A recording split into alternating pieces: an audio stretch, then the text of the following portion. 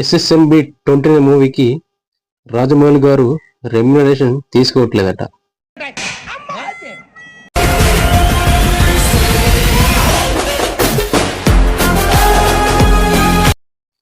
ఇండియాలో number 1 director ఎవరు అని అడిగితే నో డౌట్గా రాజమౌళి అని చెప్పేస్తారు ఎవరైనా.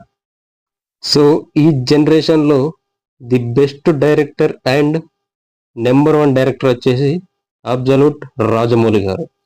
బాహుబలి అనే ఒక్క సినిమాతో ఇండియన్ సినిమా రికార్డుల్ని తిరగరాశాడు.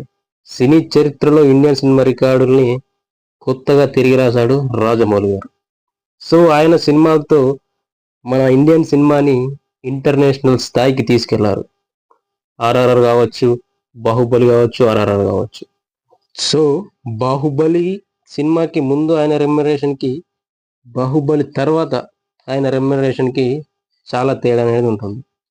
ఎందుకంటే బాహుబలి అనేది ఒక బెంచ్ మార్క్ క్రియేట్ చేసిన తర్వాత, ఆల్ ఇండియా నెంబర్ 1 డైరెక్టర్గా ఎదిగిన తర్వాత ఆయన రెమ్యునరేషన్లో ఏమాత్రం తేడా ఉంటుందో మనం ఊహించుకోవచ్చు. అయితే RRRకి వచ్చేసరికి ఆయన రెమ్యునరేషన్ వచ్చేసి అరౌండ్ 30 crores దాకా తీసుకున్నాడట. ఇంకేమైనా షేర్స్ కూడా తీసుకునే ఉంటాడు. అయితే ఇప్పుడు ఎస్ఎస్ఎంబి 29 మూవీకి ఆయన రెమ్యునరేషన్ అనేది తీసుకోవడం లేదు.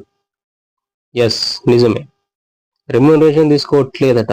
కానీ కొన్ని ఏరియాస్లో షేర్స్ని ఆయన తీసుకుంటున్నట. సో ఆ షేర్స్ వాల్యూ వచ్చేసి అరౌండ్ 200 crores, 200 కోట్లకు పైగా ఉండబోతుందట. ఆయన సినిమాపై ఎలాగో ఆల్ ఇండియా మొత్తానికి నమ్మకం అయితే ఉంది కాబట్టి ఆయన షేర్స్ని తీసుకోవాలనుకుంటుండు. సో రెమ్యునరేషన్ అయితే ఒక రెమ్యునరేషన్ మాత్రమే ఉంటుంది. ఈ షేర్స్ అయితే ఎంత ప్రాఫిట్ వస్తే అంత షేర్స్ ఆయనకు వస్తాయి అన్నమాట. 200 కోట్లు అని చెప్పలేం, ఇంకెక్కువ రావచ్చు, తక్కువ కూడా రావచ్చు. ఒక తెలుగు డైరెక్టర్ ఈ రేంజ్లో రెమ్యునరేషన్ తీసుకోవడం అనేది చాలా గొప్ప విషయం అని చెప్తాను. సో ఇది మ్యాటర్. మన ఛానల్ చెప్తా వినురా, మన ఛానల్ అయితే కొంచెం సబ్స్క్రైబ్ చేసుకొని సపోర్ట్ చేయండి.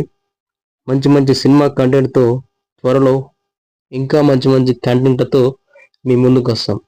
ఫిల్మ్ మేకింగ్ ట్యూటోరియల్స్ కూడా చేయాలనుకుంటున్నాం కాబట్టి సినిమా ఇష్టమైతే సబ్స్క్రైబ్ చేసుకో.